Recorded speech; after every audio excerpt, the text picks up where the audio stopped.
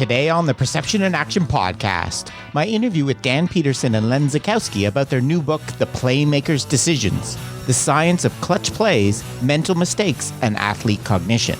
So it's time for a call to action. Hello, and thanks for joining me. This is Rob Gray from Arizona State University. I've been on a now over 25-year journey as a researcher, professor, and high-performance consultant to understand how we acquire and adapt our perceptual motor skills. Welcome to the Perception and Action podcast, where I discuss how psychological research can be applied to improving performance, accelerating skill acquisition, and designing technologies. If you're a coach or an instructor, my goal is to help you bridge the gap between research and application, and to connect your experiential knowledge with skill acquisition and motor learning theory. I want to help take you from using practice design recipes to becoming a master chef who can manipulate the key ingredients to come up with your own innovative training methods. If you're a student or fellow academic working in the skill acquisition field, I hope to keep you up to date on the latest studies and help you get to know the people working in this area. Finally, if you're developing training technologies, I hope to help you incorporate good motor learning principles in your design, pull out key performance metrics from the data, and design effective studies to evaluate your product. To learn more, help support the podcast, and or work directly with me, please check out perceptionaction.com. Now on to the show. In today's episode, I had a great discussion with Dan and Len about their new book, which is a follow-up to the excellent The Playmaker's Advantage, which we discussed back in episode 112 if you're interested. Hope you enjoy. Okay, today I'm happy to welcome back Daniel Peterson and Len Zaichkowsky, who I first interviewed back on episode 112 about their book at the time, The Playmaker's Advantage. Hi, Dan. How are things? And can you tell us a little bit about yourself? And Hey, Rob. Hey, it's great to be back. Thanks for inviting us. We figured, if nothing else in this year, crazy year, we'll get another book out, and it was time. So we just put this out about a month ago, but things are going well. Everyone in our family is healthy, so hopefully the same with yours. Yeah, thank you. And Len, how are you doing? Well, not much has changed other than this project. Dan and I got into this project, but I'm still here in COVID-rich Florida.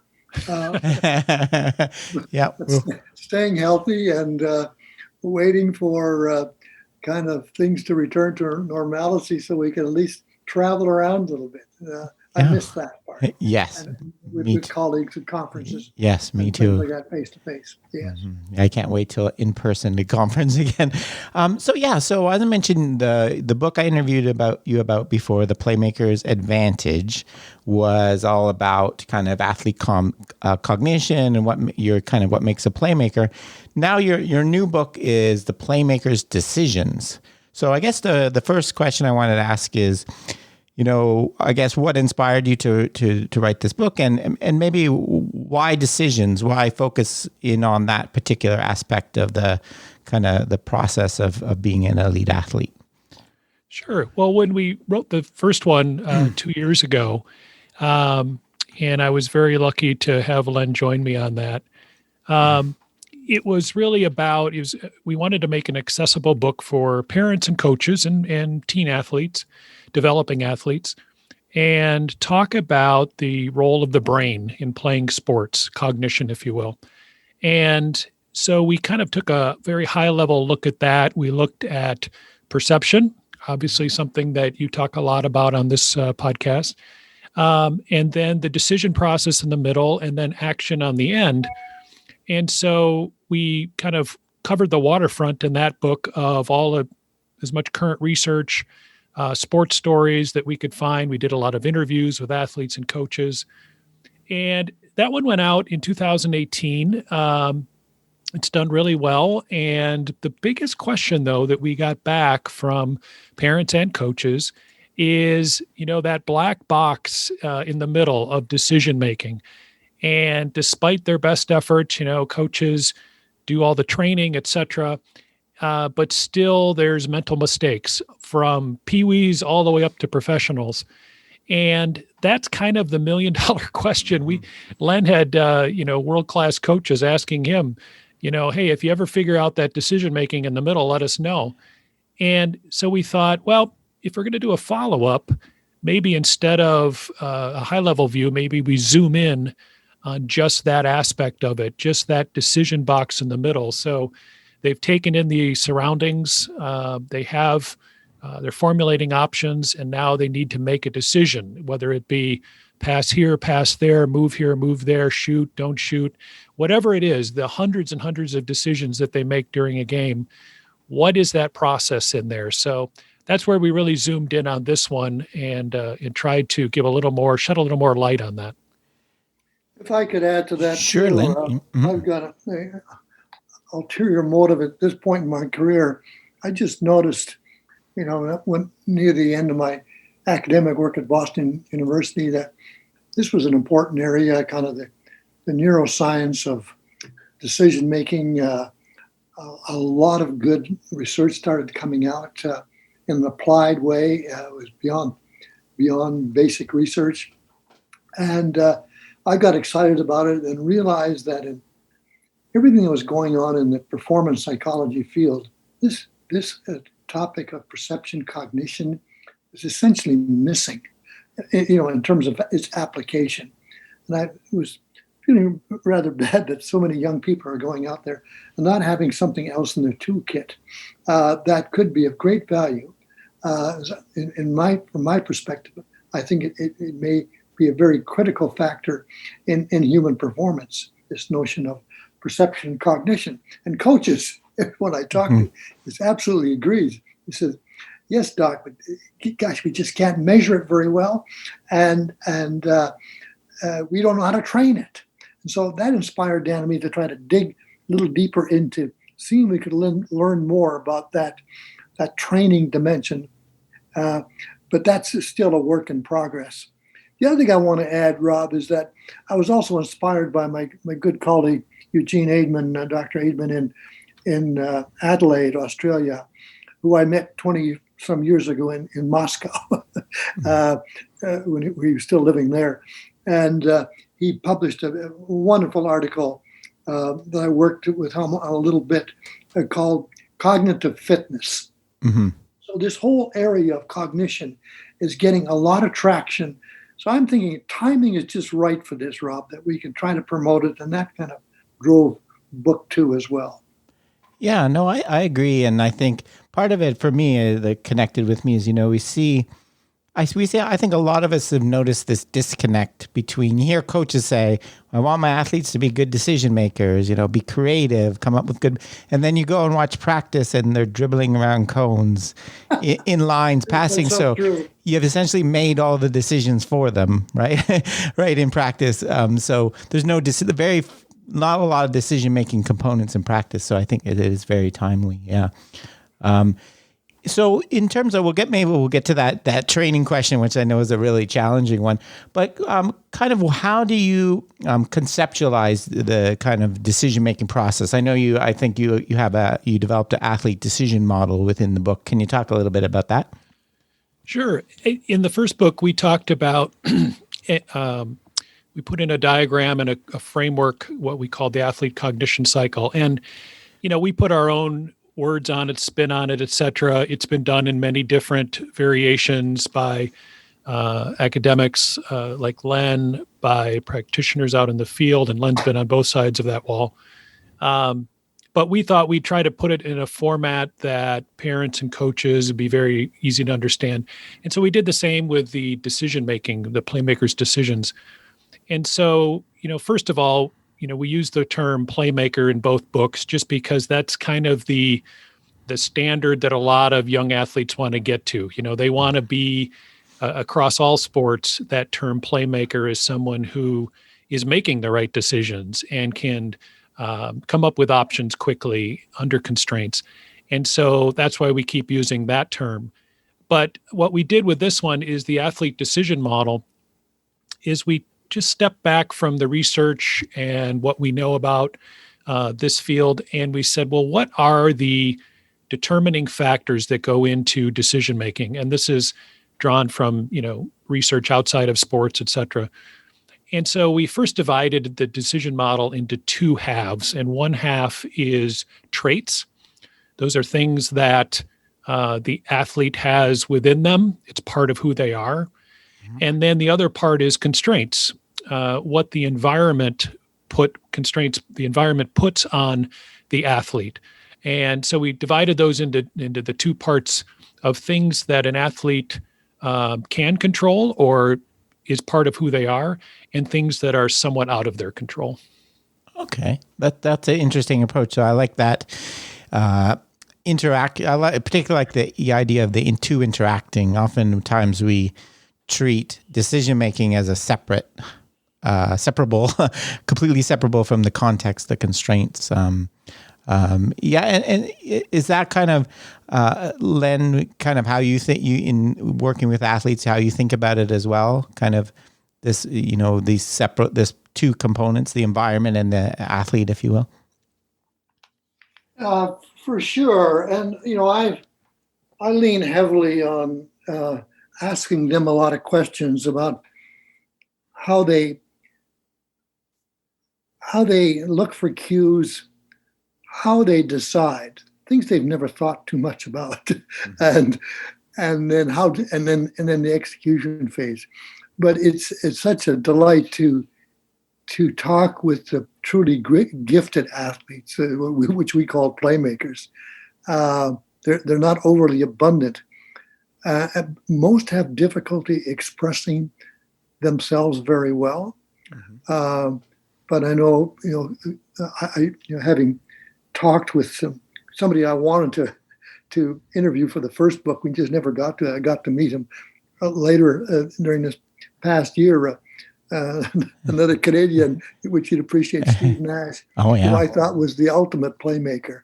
Of course, now he's the head coach of Brooklyn Nets, and I was hoping to get him for this book too, but by then he was tied up with Brooklyn. But talking to these people who can really articulate those three steps we talked about is kind of how they search for cues, and then how they make, what do they do to make that decision, and then try not to screw up on the execution. Mm-hmm. Yeah, no, I think that's really good. And Steve Nash is one of my favorite athletes too. So in the model, I think, if we go to the athlete side with the things you said they can have control over. I think you meant there's attention, cognition, and emotion are the ones that you identified as the traits. Can you talk a little bit, why what came up with those three? I guess there could be an infinite number, right? If you really got super detailed, but why kind of grouping as those three?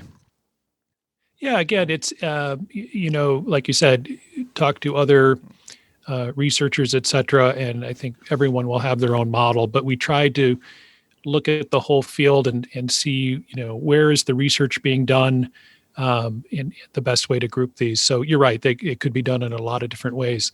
The first one, attention, certainly we could have done anticipation, or we could have done straight perception, et cetera. It's really that, as you know, Rob, you've done so much work in this area, taking in the environment and through the senses, mostly visual, but we also talk in the book, in the attention chapter, about auditory. And then we decided to go with attention because there's just so much information and research that's been done on what an athlete pays attention to out on the field. And we tell some stories, not only from the aspect of in-game fast-moving sports like hockey or soccer, et cetera, and not only what they should be paying attention to, but oftentimes when they get beat, they're paying attention to something that they shouldn't be. We talk about, deceptive moves like a crossover step in soccer, or a crossover dribble in basketball, or a step over move in soccer. And just there's actually been some science done and some studies about how the athletes, what their focus is on when they're facing those moves, and how those moves are effective because they draw attention away. A little bit of a stretch, but we went out and also talked a little bit about magic and magicians, because what's fascinating about them is their whole, especially with sleight of hand magicians, their whole skill is getting you to pay attention to things that they want you to pay attention to while they're hiding other things.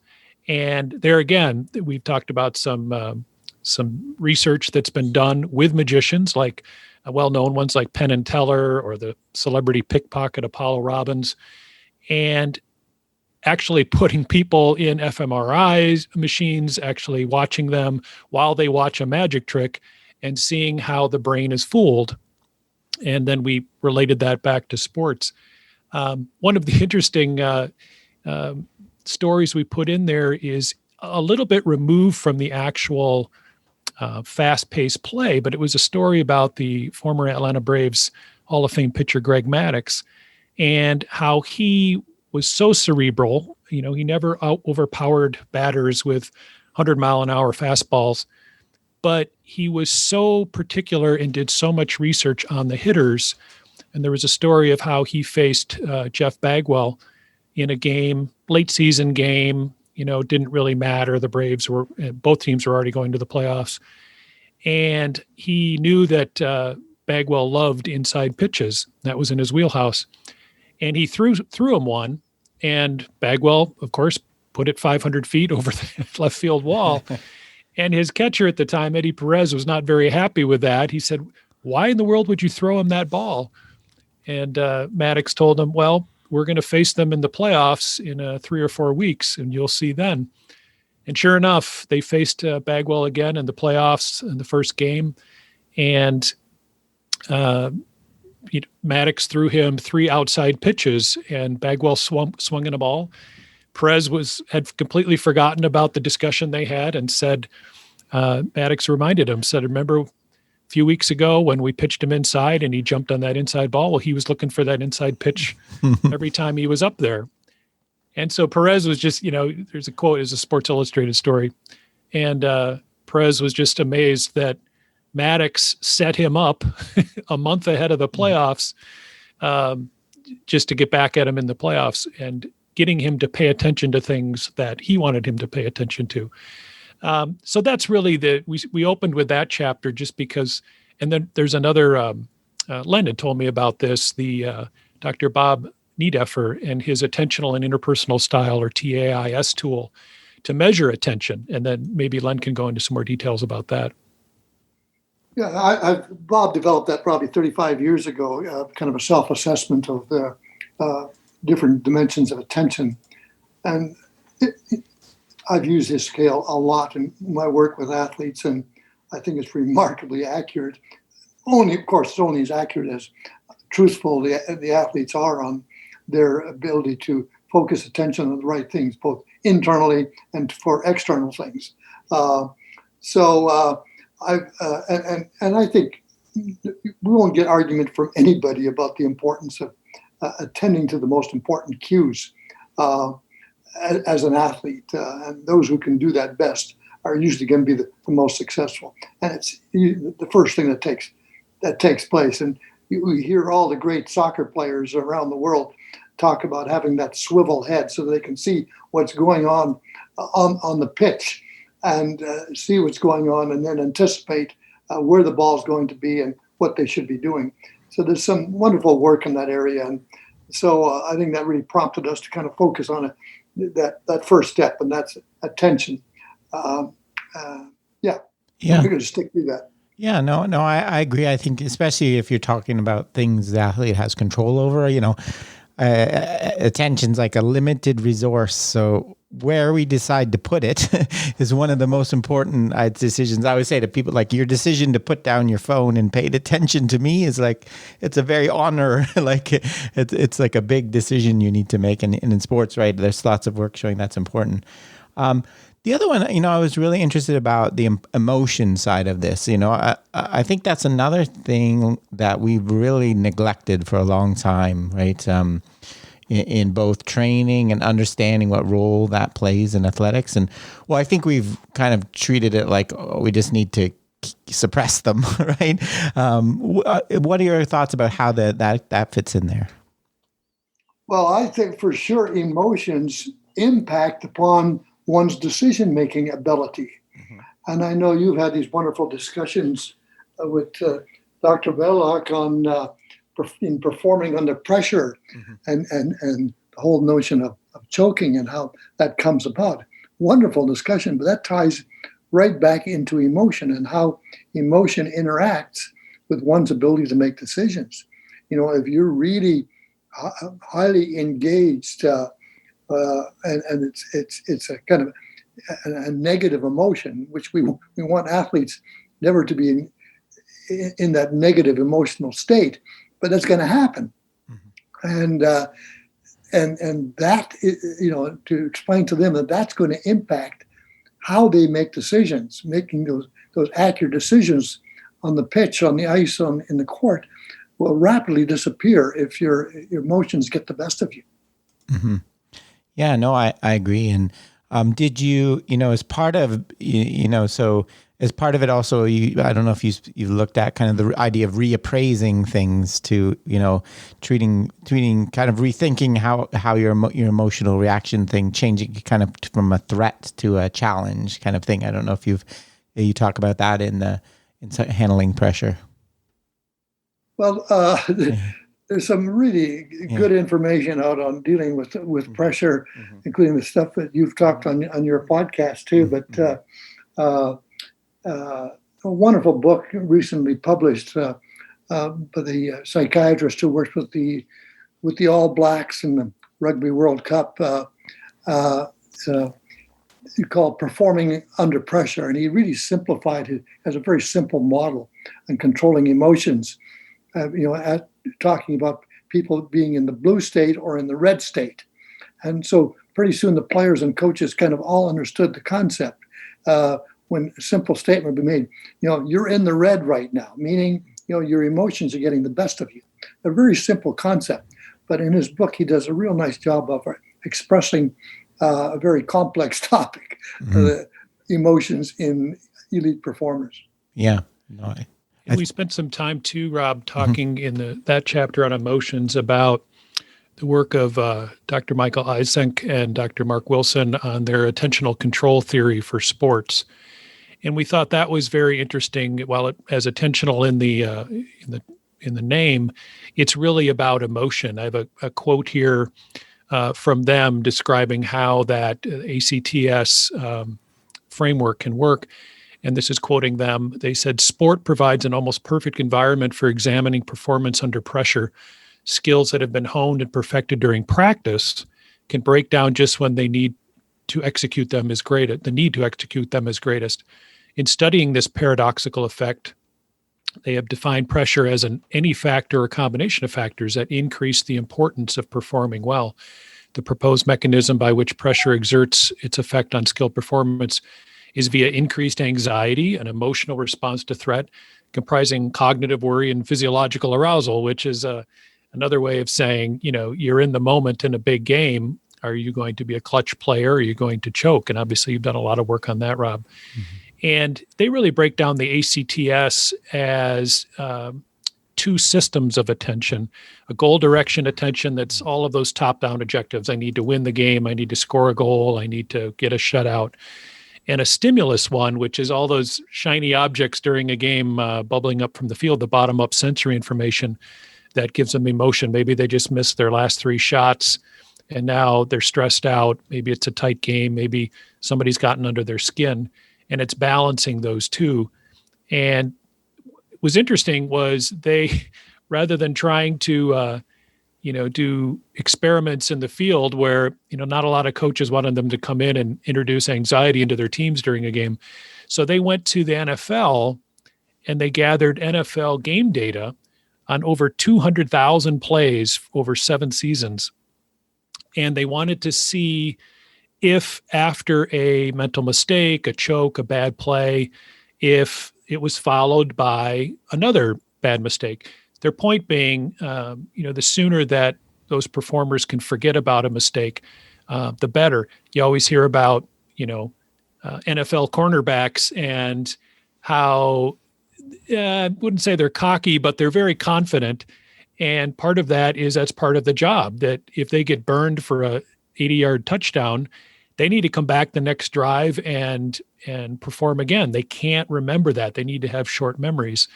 And they kind of wrap up Eisnick and Wilson wrap up that section by saying, performers who can forget their mistakes or good plays from the opponents, especially when pressure is heightened, are less likely to feel anxious and experience the disruption of attentional control associated with choking. And I think, Rob, I'd like to hear your thoughts. You've done a lot of work in that area. Have you worked with the ACTS theory? Yeah. In particular, we did some studies with pilots looking at kind of their looking at their gaze behavior in pilots, and we did see, under cold, low pressure condition, cold in terms of emotion, low pressure conditions, we found, their gaze behavior follows a really consistent sequence around the instruments, kind of top-down control. But when there was a pressure situation, that it was driven more by kind of threatening things, like they looked at the cockpit more, and their kind of sequencing of eye movements kind of fell apart. So it was very consistent with that kind of model, the attentional control theory model. Yeah, I think that's a good way to describe it.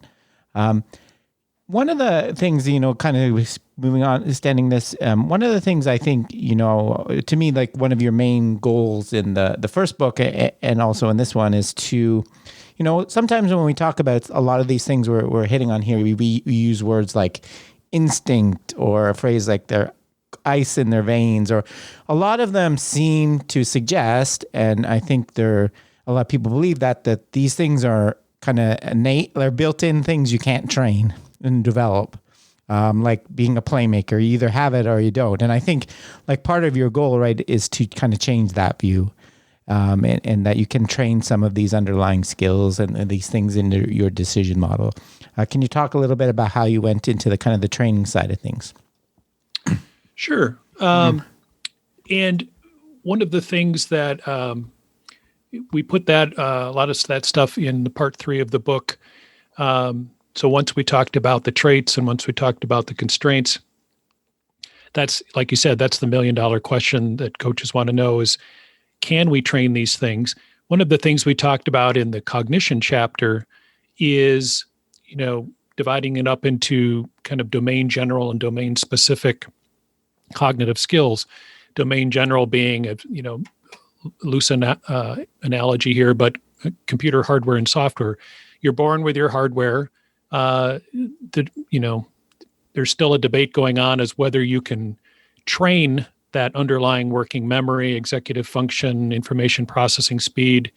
Some believe you can. The question is, does it transfer to other activities, et cetera?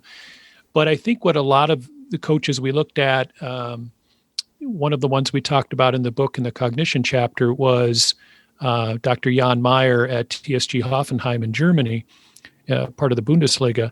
And he has said at least you can assess a player's cognitive functions and you can understand the player better and then maybe, target some of their training.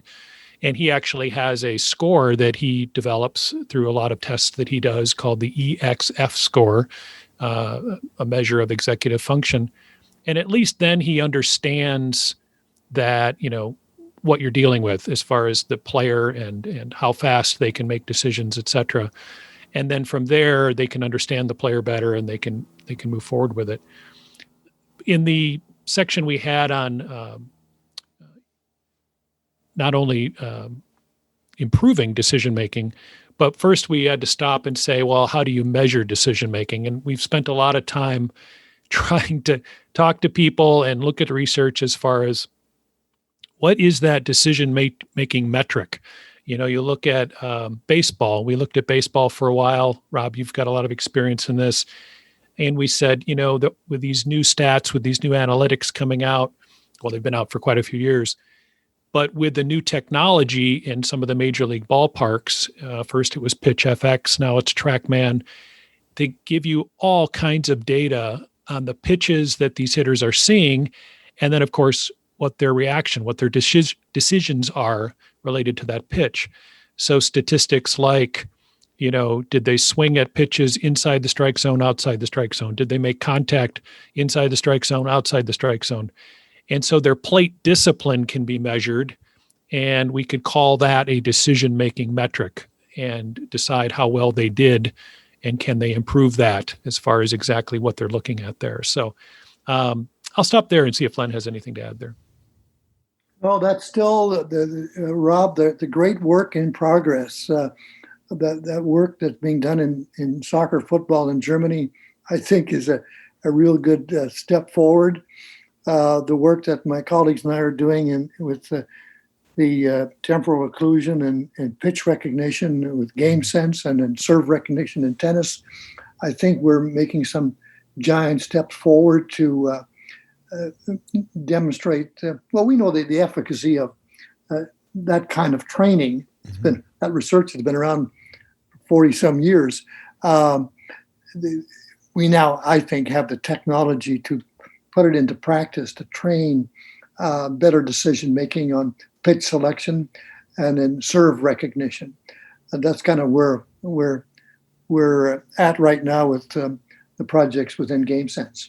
Yeah, no, I think that's really interesting, and I like your point. I was going to raise that, Dan, on the metrics of decision making. I think that's a really good point.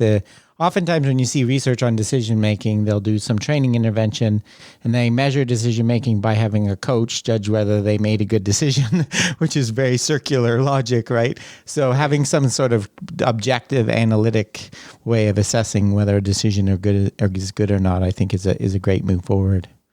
Yeah, the problem with coaches judging it is that, they're watching things generally from the sideline, and what the athlete sees on the ice, on the pitch, and the court is from a very different perspective. They see it quite a bit different usually, and that's why they made the decision they made, oftentimes. Yeah, and it's kind of that disconnect too. Again, if a lot of sports, they complain that there's not enough creativity, like in soccer. How can you be creative if a good decision is what the coach thinks you should be doing most often, right? That's not creativity at all, right? Telling you what to do, yeah.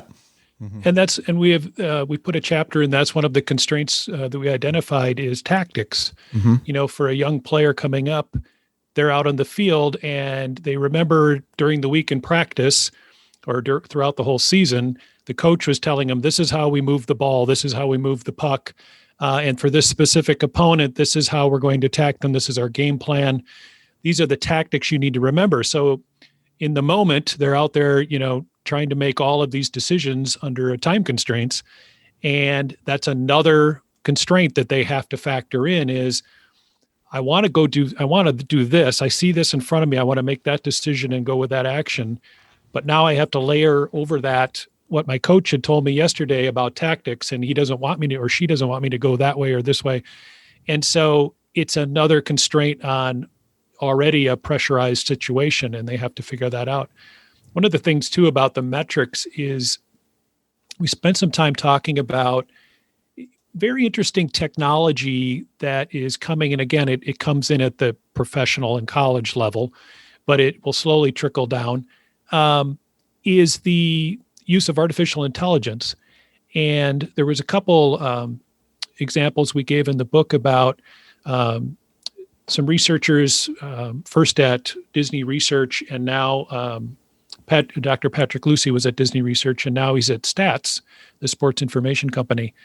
And he has done some very interesting work on machine learning and artificial intelligence. So basically, show an artificial intelligence system thousands and thousands and thousands of video clips of games, et cetera, and train that system of a better way to move players around. And so they've gathered all this data from the NBA, and now soccer has some of these cameras where it tracks every XY movement of every player as well as the ball, and throughout a game. And so over time, it will learn that this is how this would be optimal defense against this team in this situation. And then they can layer over that, what the team actually did. So it's kind of like film study 2.0, where it's one thing to turn on the film and a coach to stand up there and go, well, you should have done that and you should have done that. It's another thing to have this thing analyze thousands and thousands of plays and players and games and say, here's some other ideas that coaches can use. There's another gentleman, Brian Burke, who works with ESPN right now, but he was a former F-18 fighter pilot. And while he was in the Navy, he was taught a lot of statistics. That was one of the things that he studied when he was in the Navy.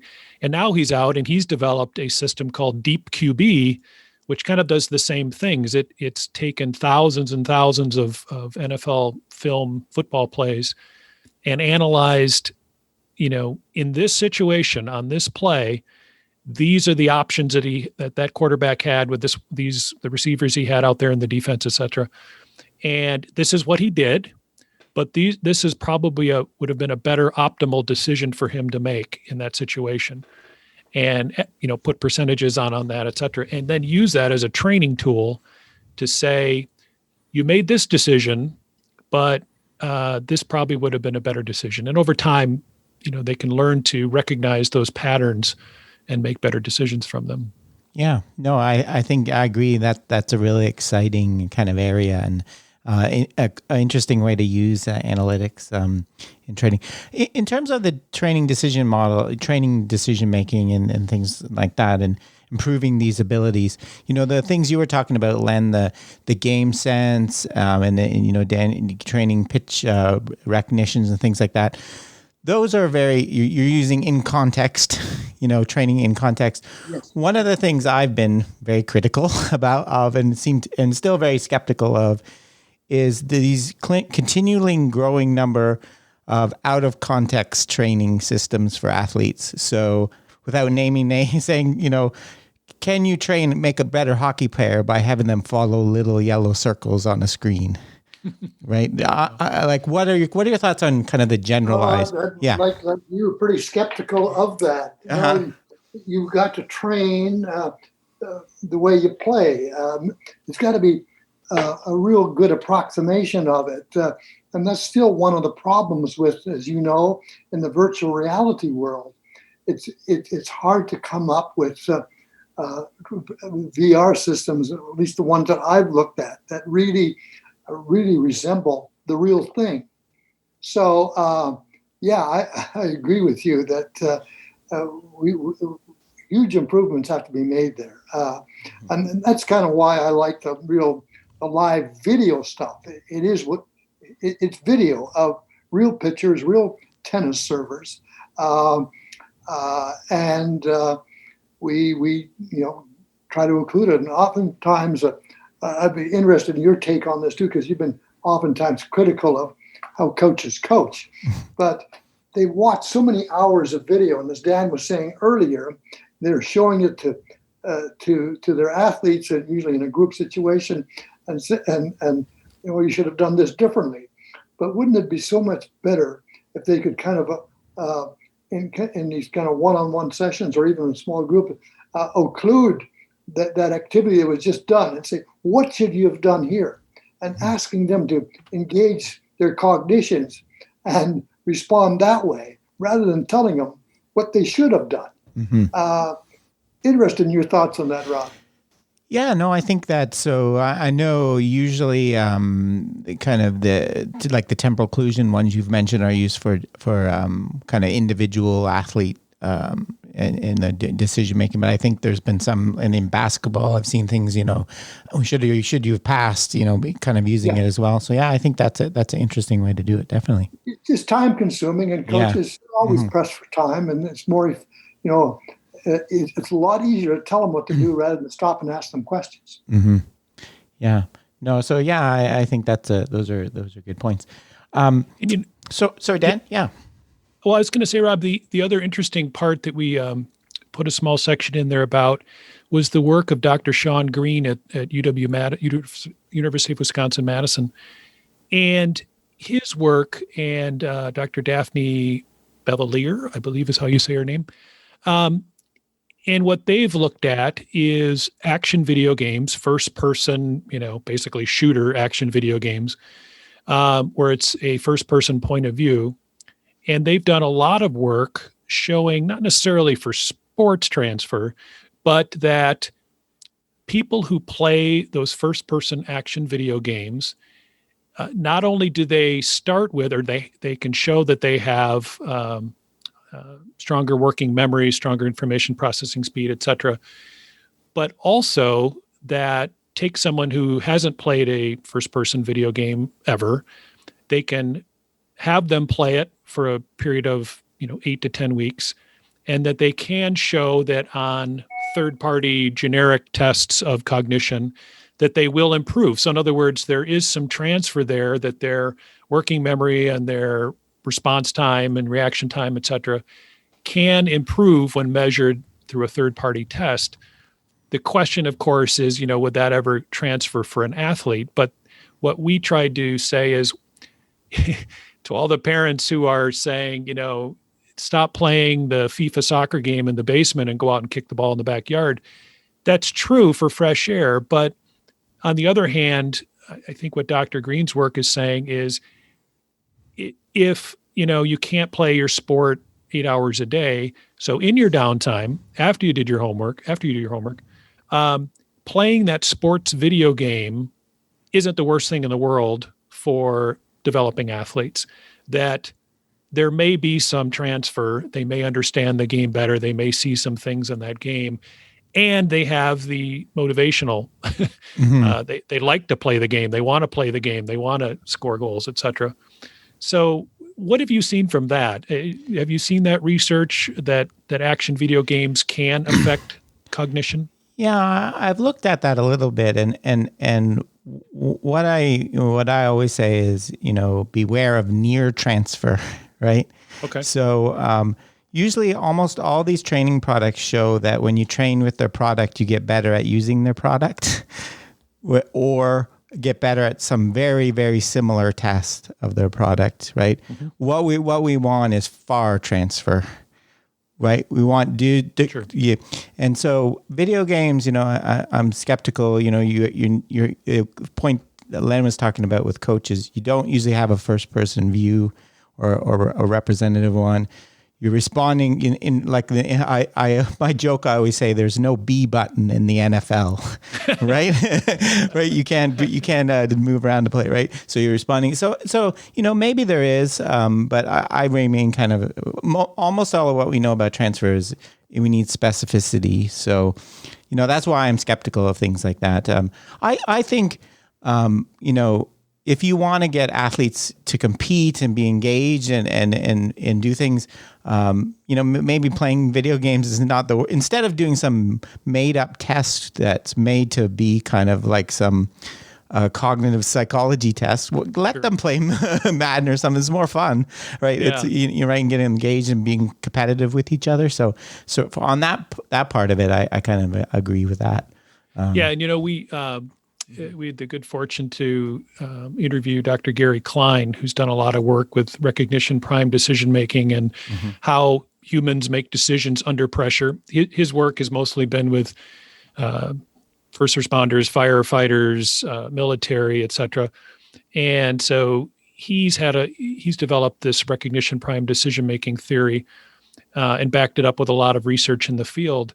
And we talked to him, he hasn't done much work in sports, but we asked him about, is this how playmakers, athletes make decisions on the field? And he goes, yeah, all the same ingredients are there. But I think like you were saying, Rob, it's how you design the practice that counts. And in the more opportunities the kids have to make decisions during practice, the better they'll be during a game. I'm looking at a quote here we have from Dr. Klein.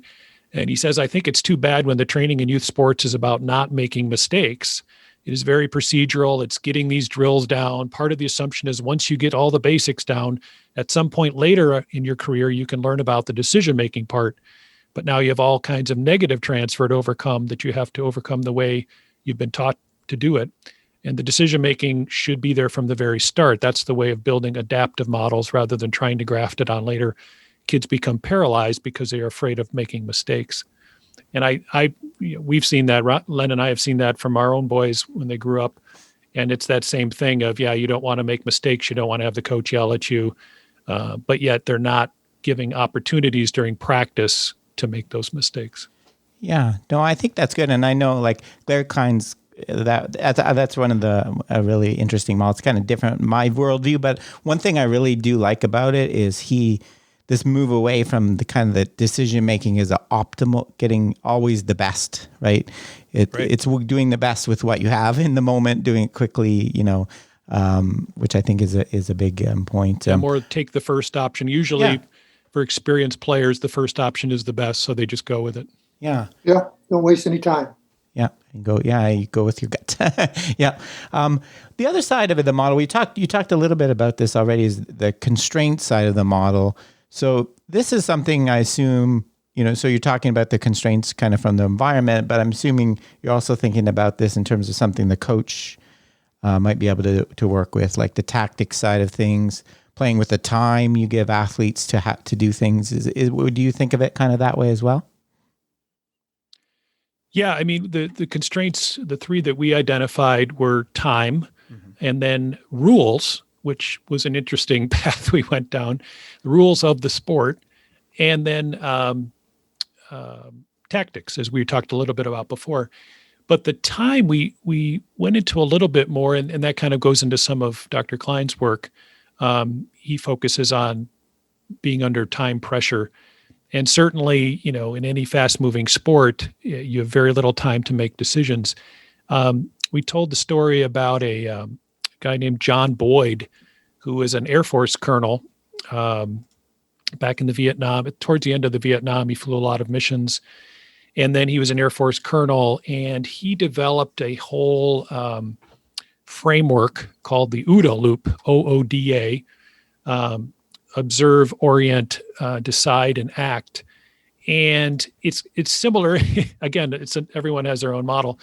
It's a decision-making model, but what his comment is, obviously the observe is the perception part. You're taking in the information, but it's the orientation loop or step that he talks about the most, as that's the deciding step in any decision-making model, is how fast you can orient to what's coming in before you go to the next step, which is deciding. And a quote from him we put in there was, "In order to win, we should operate at a faster tempo or rhythm than our adversaries, or better yet, quote, get inside the adversary's OODA loop. Such activity will make us appear unpredictable, thereby generate confusion and disorder among our adversaries." So basically, as you're deciding what to do and you're going through your OODA loop, your defender, your opponent, is going through the same thing. They're orienting to what they just saw you do. And if you can operate at a faster speed and get through your loop faster and decide faster and take action faster, that will throw them off. And he said he taught that for 25 years to fighter pilots, and put a lot of work into that. And I thought it was an interesting parallel to the work we do in sports. Yeah. It's almost like what you talked about in one of your podcasts, Gary, the kind of overspeed training for the brain. Mm-hmm. It's an interesting concept, where you borrow that from the physical skill area, where we do overspeed training to master physical skills. Why can't we do the same thing with cognitive skills? Interesting concept. Yeah, no, I like that idea. You see that sometimes, like, in a great soccer team or that does a lot of one-touch passes. Right. You could see the other team's loop starting to break down, right? They just can't keep up. Their structure's starting to fall apart. And, I think that's a really interesting way to put it. So this book, I think, I know part of your goal is this is a very, like, I think we've talked about, a very complicated area. There's lots of models and theories. Like if you wanted, as an athlete, you wanted to learn more about decision-making in sports and you Googled that, you'd probably go down a huge rabbit hole, a lot of different directions. Yeah. So is part of your motivation to try to give people a more clear, direct access into some of this material? At least become aware of the importance of this, the whole concept of those kind of three dimensions of seeing and then deciding and acting, being a little more aware of it, thinking more about it. All the coaches I work with these last number of years encourage them, because they can be so creative, but they've never been taught this stuff. They recognize it's important, So it gets back to that practice, the way they structure their practices, as you mentioned earlier, Rob, that get them thinking and aware of the importance of decision making. How could I structure my practices just a little bit differently to engage that decision making process? So that's kind of my goal now at this point in my career, to get them more excited about that and build it into their training habits. Yeah, no, I think that's great. And Dan, is that kind of the way you think of it? Is kind of, I think it's a great, like I know I've talked to a couple coaches that have read your first one, and it's kind of like a gateway to the science of learning and skill acquisition. That there's this, Sure. there are principles here you can use to understand and develop and improve these things. Yeah, we can't make it into kind of a cognitive neuroscience textbook. No, It's got to be something that's trying to bridge that gap, Rob, to help these pretty elite coaches who recognize its importance, and then structure, communicate it in such a way that it isn't overpowering, but it makes sense to them. A funny story. We, for the first book, when Len and I were talking to some different publishers about it, and, these were maybe publishers who weren't into sports or sports coaching, et cetera. And so they wanted to make that book, and probably this one too, much more practical and pragmatic, and so they would ask us questions like, well, is this kind of like, 10 steps to being a playmaker? Can you just break it down for us and make it and we're like, no, see, that's not what we're doing here. And so when Len and I first talked, and Len, if you remember telling me this, when we first got together to write the first one, Len was like, I've written textbooks my life. I've written hundreds of scientific papers, but to deliver a trade book, a book that's at a level of parents and coaches that they can read and be somewhat entertained. We hope we put some stories in there and some athletes and coach references that they know, and talk about some games, et cetera, they may be familiar with, and then try to blend in the science with some layman's explanation. Certainly I'm the layman part of that equation. And then at least they walk away with a new vocabulary. And like you said, Rob, that's this feedback we've gotten from coaches is, I've always wanted to know more about this part of the equation, the cognitive part, but I didn't really have a vocabulary. I didn't really know how to talk about it, how to organize my thoughts, other than, I wish my guys would make better decisions. So that's our goal with this one too, is to, if parents or coaches or athletes read it and say, all right, I understand a little more. And even if someone goes to a practice and goes, I got to speed up my OODA loops. Like, well, maybe they got something out of the book then. No, I totally appreciate that.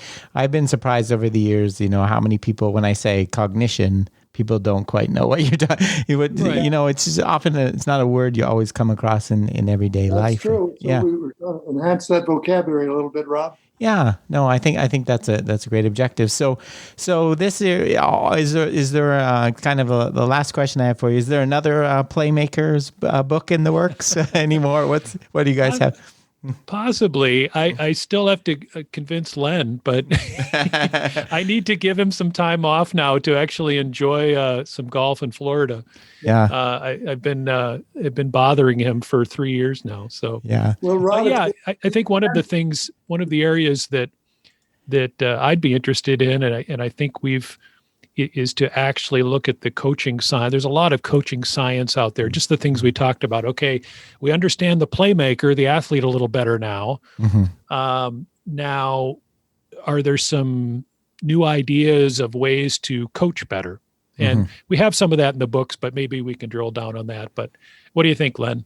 Well, it's going to depend on the feedback from our readership. We lean on that quite a bit for the second book, and if there will be a third one, it'll be feedback we get from those who read book one and book two. So that's how I look at it right now.